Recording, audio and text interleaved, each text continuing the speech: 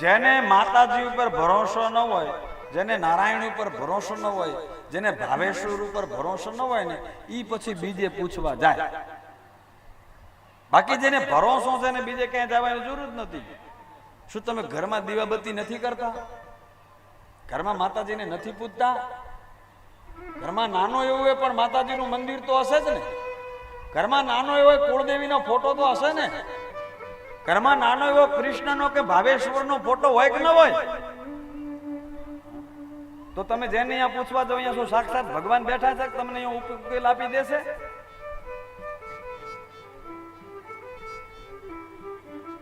અંધશ્રદ્ધામાં રહેવું નહીં, આ મારો સીધો સંદેશ તમને છે. અહીંયા કોઈ જાતની અંધશ્રદ્ધામાં રહેવું નહીં, ચોખ્ખી વાત છે.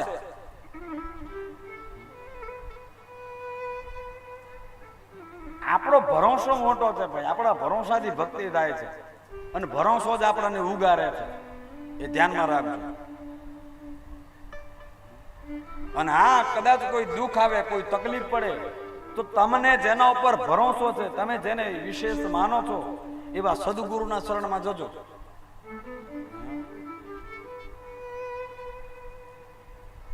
દશરથજી મહારાજના ઘરમાં સંતાન નતા તો ગુરુની શરણમાં જઈને વાત કરી. જે આપણને કાંઈક માર્ગ બતાવી શકે છે એવાનો ભરોસો કરી અને એના શરણમાં જવું. બાકી કોઈ ખોટી માયામાં ક્યાંય ન ફસાવું.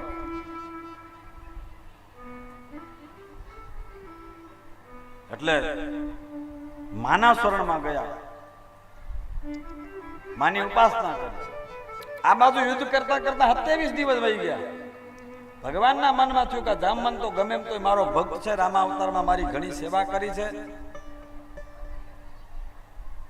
અને ભક્તની સામે લડવું તો કેટલું લડવું. એટલે ભગવાને એ સમયે જામવંતને મૂળ દર્શન કરાવ્યું. જામવંત કોઈ સામાન્ય નથી. ભગવાન વામન રૂપ ધારણ કરે છે ત્યારે વિરાટની જ્યારે વામનમાંથી વિરાટ પરમાત્મા બને ત્યારે એની 7 પ્રદક્ષિણા કરે છે. આ જામવંત છે અને રામા અવતારમાં ઘણી રામની સેવા કરી છે, ખૂબ સેવા કરી છે રામની. સજ્જનો, એ જામવંતજી આજે ભગવાનના દિવ્ય સ્વરૂપને જોઈ પગમાં પડ્યા, પ્રભુ મેં તો અપરાધ કર્યો છે, મેં આપને ઓળખ્યા નહીં અને આપની સાથે મેં યુદ્ધ કર્યું, મેં તમને ગદાના પ્રહારો કર્યા, મેં તમને માર્યા તોય તમે કઈ કીધું નહીં.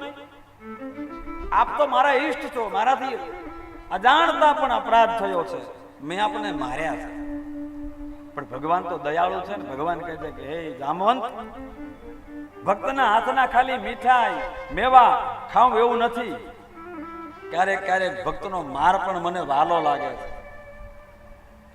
ભક્તના હાથનો માર પણ ખાવો મને વાલો લાગે છે. પ્રભુ આપ ક્યાં છો? બોલે આપણી બાજુમાં. અરે મારી બાજુમાં આપ પ્રગટ થયા અને દર્શને ના આપ્યું, મને જણાવ્યું પણ નહીં, હું આપની પાસે દર્શન કરવા આવત.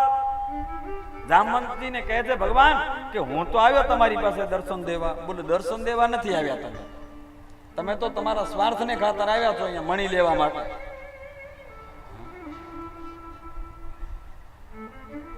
હે જામવંત, તમારી ભક્તિથી હું પ્રસન્ન થયો છું. તમારે કઈ વરદાન જોઈતું હોય તો માંગી લ્યો. પ્રભુ રામા અવતારમાં સેવા કરી, મેં કઈ માંગ્યું નથી અને તમે માંગવાનું કહો તો મારે માંગવું છે. ભગવાન રાજી થઈ ગયા. ભાઈ માંગવાનું ભક્ત કહેતો હોય, એના મુખે માંગવાનું કહેતો હોય તો પરમાત્મા રાજી થાય. અરે તમે જે માંગો તે આપવું છે, આપવા માટે માંગવું નથી. તો મારે તો માંગીને તમને દેવું છે, લેવું કાંઈ નથી. બોલો આવા ભક્તો પડ્યા છે, માંગવું છે અને લેવું કાંઈ નહીં. બોલો તમારી પાસે માંગવું છે શું? બોલે વચન. બોલે વચન તો મારા ભક્ત માટે હું છું જ, અહમ ભક્ત આધીન છું. તમે જે માંગો તે. બોલે પહેલા વચન આપો. બોલે વચન. કે પ્રભુ તમે માગવાનું કહ્યું છે, મારે બીજું કાંઈ માગવું નથી. તમે આ ગુફામાં આવ્યા ત્યારે મારી દીકરીનો હાથ તમે પકડ્યો હતો, એટલે મારે બીજું કાંઈ માગવું નથી. હું આપને ઓળખું છું, તમે એકવાર જેનો હાથ પકડો છો ને એનો હાથ જિંદગીમાં કોઈ દી છોડતા નથી. મારી દીકરીનો હાથ તમે પકડ્યો હતો, આ મારી દીકરીની સાથે લગ્ન તમે કરો, મારી દીકરી મારે તમને આપવી છે, આ મારે વચન જોઈએ, આ માગવું છે, બીજું કાંઈ નહીં. વચન માગ્યું પણ બદલામાં દીકરી આપી, લીધું કાંઈ નહીં. અને પાછું ભગવાનને કીધું કે પ્રભુ મારે તમને મારી દીકરી આપવી છે, પણ આ મણી છે ને એ મણી હું જીતીને લાવ્યો છું, તમે મને જીત્યો નથી, એટલે મણી ઉપર અધિકાર મારો છે. સાંભળો, મારી દીકરી હું તમને આપું, દીકરીના દાયજામાં હું મણી તમને આપું, આ મણી દીકરીના દાયજામાં તમે લઈ જાઓ. જાઓ, દાયજામાં મણી આપ્યો. ભગવાને મનમાં વિચાર કર્યો કે મણીવાણાનો મણી, મણીના કારણે એક તો દ્વારિકાનું રાજ છોડવું પડ્યું અને અધૂરામાં પૂરું રીંછડીને હારે પરણવું પડ્યું. હવે વચન લઈ દીધું તો કાંઈ છૂટકો હતો નહીં પરિણાવીને. ગાંધર્વ વિધિથી પરમાત્માના બીજા લગ્ન જામવંતની પુત્રી જામવંતીની સાથે થયા. ભગવાનને મનમાં થયું કે આને હવે દ્વારિકામાં તો લઈ જવી પડશે, પરિણ્યા છે એટલે કાંઈ છૂટકો નથી. હવે રીંછડીના રૂપે લઈ જાઉં તો આખું ગામ શું કરે? હું દ્વારિકાનો રાજા અને ઘરવાળી રીંછડી. એટલે જામવંતીને કહ્યું હું તને જે કહું એટલું તારે કરવાનું. ઠીક છે પ્રભુ. હવે પરિણ્યાતા અને પત્ની માટે તો જે પતિ કહે એના માટે ધર્મ છે, નારી ધર્મ પતિ દેવન દૂજા. એટલે ભગવાન કેટલું છે ને જામવંતીને કરવાનું. એટલે એક સુંદર મજાનો જામવંતી સમાઈ જાય ને એવી એક પેટી બનાવી અને કોઈ ન ભાળે એવી રીતના ભગવાન રાતના ટાણે પેટી લઈ અને દ્વારિકામાં પ્રવેશ કરી ગયા. કોઈ જોવે નહીં એવી રીતના પરમાત્મા પ્રવેશ દ્વારિકામાં કરી ગયા. પેટી લઈ અને આપી રૂકમણીને. રૂકમણી રાજી થઈ ગયા. ઘણા સમય પછી ભગવાન આવ્યા છે અને એમાં પેટી લઈને આવ્યા છે. એટલે ભગવાને પેટીની જવાબદારી સોંપી. રૂકમણીને કહ્યું કે રૂકમણી આ પેટી સાચવજો, બહુ કિંમતી વસ્તુ આમાં છે અને દ્વારકામાં કોઈને ખબર નથી, દ્વારકામાં કોઈને જણાવ્યું નથી. આ તો તમારા ઉપર, તમે મારા ધર્મપત્ની છો એટલે તમારા ઉપર મને વિશ્વાસ છે અને મને ભરોસો છે, એટલે હું તમને આ પેટી સોંપું છું. પણ ધ્યાન રાખજો, પેટી ખોલતા નહીં, પેટી ખોલવાની નહીં. હવે હોંપી રૂકમણીને. પાછું ભગવાને કીધું ખોલતા નહીં. ફરી પાછું ભગવાન બહાર નીકળતા નીકળતા રૂકમણીને કહેતા ગયા કે દેવી જોજો હું બહાર જાઉં છું અને ધ્યાન રાખજો આમાં બહુ કિંમતી ચીજ છે, પણ તમે પેટી ન ખોલતા. એટલે હાલતા હાલતા 2-4 વખત કીધું પેટી ન ખોલતા, પેટી ન ખોલતા, પેટી ન ખોલતા. રૂકમણીને મનમાં થયું કે વારે વારે પેટી ન ખોલવાનું છે, કે પેટીમાં છે શું આમાં? અને જોજો તમે ના પાડો ને માણસને કે આ નહીં કરવાનું, એની કરવાની ઈચ્છા વધારે થાય. ભગવાન તો ત્યાંથી નીકળી ગયા. રૂકમણીને મનમાં થયું કે ના પાડીને ગયા છે, ખોલવાની નહીં, તો આ પેટીમાં હશે શું આવું? અને પાછું ભગવાને કીધું મને તારા ઉપર ભરોસો છે, પણ આમાં હશે શું? ના પાડીને ગયા છે. એટલે જેવા આમ ભગવાન દૂર ગયા બહાર અને ત્યાં રૂકમણી ઓલી પેટી ખોલી. પેટીમાં તો રીંછડી હતી અને જેવી પેટી ખોલી અંદરથી રીંછડી બહાર નીકળી અને રૂકમણીને બરોબરની બાત ભરી લીધી. બરોબરની બાત ભરી લીધી. ભગવાને ના પાડી હતી પેટી ખોલતા નહીં, તો એ ખોલી. અને ના પાડો અને છતાંય કરે એનું નામ જ રૂકમણી. અને લગભગ ના ખતરા હો ભાઈ.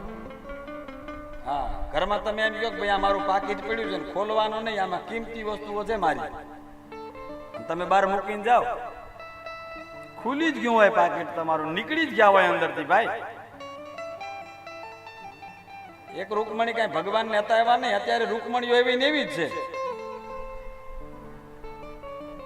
હા, તેમાં તો જો દાંત કાઢે એમ બધાને ખબર છે ભાઈ, પણ પછી ઉપાધિ આવી એનું શું? અંદરથી રીછડી નીકળી બરોબર ની વાત ભળી લીધી, રૂકમણી એક રાડ પાડી, બચાવો બચાવો બચાવો. ભગવાન દોડતા દોડતા આવ્યા, શું થયું શું થયું? અરે બચાવો બચાવો બચાવો. ભગવાને કીધું તું મેં ના નથી પડી, કિંમતી વસ્તુ છે, પેટી શું કામ ખોલી? અરે ખોલી તો ખોલી, પણ હવે તો બચાવો. આંખો બંધ કરીને રાડો પાડતા હતા. પડોલી રીછડી છોડાતો ને, બચાવો બચાવો બચાવો. ભગવાન કે આંખ તો ખોલ.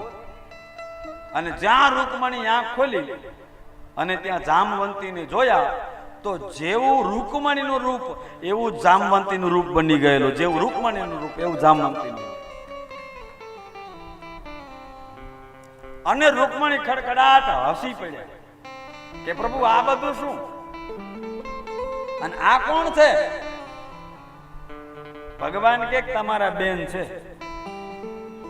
એમને એમ નથી લાવ્યો, પરણીને લાવ્યો છું. હવે આ કિંમતી ચીજને હાચવો. પરમાત્માના બીજા લગ્ન જામવંતીની સાથે થયા. મણી પાછો સત્રાજીતને પાછો આપ્યો ભગવાનને, લે ભાઈ તારો મણી. પણ સત્રાજીત યાદવ મણી લઈને ઘરે આવ્યો. સત્રજીતના મનમાં એવું થયું કે ભાઈ મણી ભગવાને તો નતો ચોર્યો, મેં ખોટો આરોપ દ્વારકાના નાથ ઉપર નાખ્યો, અને દ્વારકાના નાથને મારા પ્રત્યે મન દુઃખ થયું છે. હવે મન મેળ કરવો તો શું કરવું? મનમાં વિચાર કર્યો કે મારી એક દીકરી છે, અને મારી દીકરી જો ભગવાનને આપું તો પાછો મન મેળ થઈ જાય. એટલે આવ્યો ભગવાનની પાસે. ભગવાનને આવીને કહ્યું, હે નારાયણ, હે યદુકુલ ભૂષણ, આપને એક પ્રાર્થના કરવાની વિનંતી કરવા આવ્યો છો. શું? આપ નિર્દોષ હતા છતાં પણ મેં આપના ઉપર આરોપ મૂક્યો, એટલે મેં ભૂલ કરી. પણ પ્રભુ ભૂલને સુધારવા માટે આવ્યો છું. મારી એક દીકરી છે સત્યભામા, અને હું આપને વિનંતી કરું છું કે મારી દીકરીનો સ્વીકાર તમે કરો, અને એના દાયજામાં, મારી દીકરીના દાયજામાં હું આ તમને મણી આપું. મણી તમે રાખો. બોલો, મણી એકનો એક ને દાયજામ બે વખત પાછો. એક તો જામવંતીના દાયજામ આવ્યો, પાછો સત્રાજીતને પરત આપ્યો. સત્રાજીતને તો સત્રાજીત કે મારી દીકરીની પરિણામ દાયજામ પાછો મણી આપે. ભગવાન કે એકનો એક મણી બે વખત મારે દાયજામ લેવાનો? ભાઈ તારી દીકરીને સ્વીકારો, મણી મારે જોઈતો નથી, મણી તું રાખ. સત્યભામાની સાથે ભગવાને લગ્ન કર્યા. ત્રીજા લગ્ન સત્યભામાની સાથે થયા. સત્રાજીત મણી લઈને પાછો આવ્યો, અને ગામમાં જોજો કોઈ ગામ ખાલી ન હોય. આડોશમાં પાડોશમાં આજુબાજુ શેરી ફળિયામાં ચડાવવા વાળા હોય જ. કારણ કે સત્રાજીતે એની દીકરીના વેવિશાળ સગાઈ સતધનવા નામના યાદવ સાથે કરેલી, અને પરણાવી કનૈયાને. અક્રૂર ને કૃતવર્મા નામના બે યાદવો સતધનવાની પાસે કે ભલા માણસ, તું એટલું તો વિચાર કે જે કન્યાની સગાઈ તારી સાથે થયેલી, એ કન્યાને કન્યાના પિતાજીએ પરણાવી કનૈયા. આમ થોડું હાલતું હશે? સગાઈ તારી સાથે અને પરણાવાની કનૈયાની હારે. સતધનવા કે શું કરવાનું? મૂર્ખ, તને ખબર ન પડે શું કરવાનું? સતધનવા રાત્રે સૂતો હતો. સતધનવા નીકળ્યો. સત્રાજીત રાતે સૂતો હતો. સતધનવા એને સત્રાજીતને મારી નાખ્યો. મણિયાનો લઈ લીધો.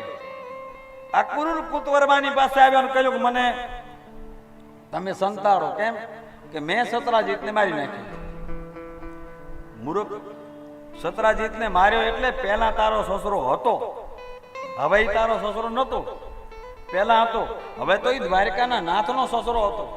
અને દ્વારકાના નાથને, દ્વારકાના રાજાના સસરાને તે માર્યો છે.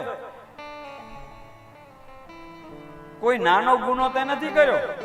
જો અમે તને હંગરીએ તને રાખી અમે, અને દ્વારકાના નાથને ખબર પડે એટલે તને તો ફાંસી ચડાવે, અમને ફાંસી ચડાવે, એટલે અમને ભેગા મારવાના. અમે તો તને સલાહ આપી હતી. તો હવે બોલે એક કામ કર, તું આ મણી અમને દેતો જા અને તું ક્યાંક ભાગી જા, તું નિર્દોષ સાબિત થાય અને પરત દ્વારકામાં આવે ત્યારે અમે તને પાછો મણી આપી દેશું. મણી લઈ લીધો અને સત ધનવાને છોડી દીધો. જગતમાં પડખે ખોટી સલાહ આપવા વાળા છે ને એ કોઈ દી સંઘરતા નથી. ધ્યાનથી સાંભળજો. એટલે ખોટી કોઈની સલાહમાં આવવું નહીં. સદ્ધના ભાગવા લાગ્યો. અક્રૂર ને કૃતવરમાં મણી લઈને દ્વારકાથી નીકળીને પહોંચ્યા કાશીમાં, અને કાશીમાં જઈને દાનપતિ નામ પાડ્યું. મણી રોજ 108 તોલા સોનું આપતો તો સોનાનું દાન કરવા લાગ્યા. બોલો, પારકા મણીએ સોનાનું દાન કરવા લાગ્યા. પારકા પૈસે સોનાનું દાન, અને દાનપતિ નામ પાડ્યું. આ બધું સવારના પોરમાં ફરિયાદ ભગવાન પાસે આવી, તમારા સસરાને કોઈએ માર્યા છે. અને ભગવાને રથ તૈયાર કર્યો. સત ધનવાને પરમાત્મા શોધવા માટે નીકળ્યા. છેક મિથિલા સુધી સત ધનવા ભાગ્યો, પણ પરમાત્મા ત્યાં સુધી રથ લઈને પહોંચ્યા. સત ધનવાને માર્યો, પણ સત ધનવા પાસે મણી મળ્યો નહીં. ભગવાન પરત પાછા આવ્યા. દ્વારિકામાં ખબર પડી અક્રૂર અને કૃતવરમાં કાશીમાં મણી લઈને ભાગી ગયા છે. એક દૂતને મોકલીને પાછા બોલાવ્યા કે ભાઈ, પારકા પૈસે કે પારકા મણીએ દાનપતિ નામ ન રખાય, પરત પાછા આવો, હું તમને કાંઈ નહીં કરું. અને પાછા બોલાવ્યા. મણી પાછો ખજાનામાં જમા કર્યો. તો ભગવાનના બીજા ત્રીજા લગ્ન થયા જામવંતી અને સત્યભામાની સાથે. એ પરમાત્માના ચોથા લગ્ન સૂર્યપુત્રી કાલિંદ્રીની સાથે થયા. પાંચમા લગ્ન મિત્રવૃંદાની સાથે થયા. વિંદ અરવિંદ નામના બે રાજા છે, એનો સ્વયંવર રચાણો, અને એ ભગવાન સાથે પરણવા માંગતી હતી. એને અટકાવી. એટલે બધાના દેખતા, સ્વયંવરમાં રાજાઓના દેખતા મિત્રવૃંદાને લઈને પરમાત્મા નીકળી ગયા, અને એની સાથે લગ્ન થયા. પાંચમા લગ્ન. છઠ્ઠા લગ્ન નગ્નજીત રાજાની કન્યા નાગ્નજીતી, એનું એક નામ છે સત્યા. સત્યાની સાથે થયા.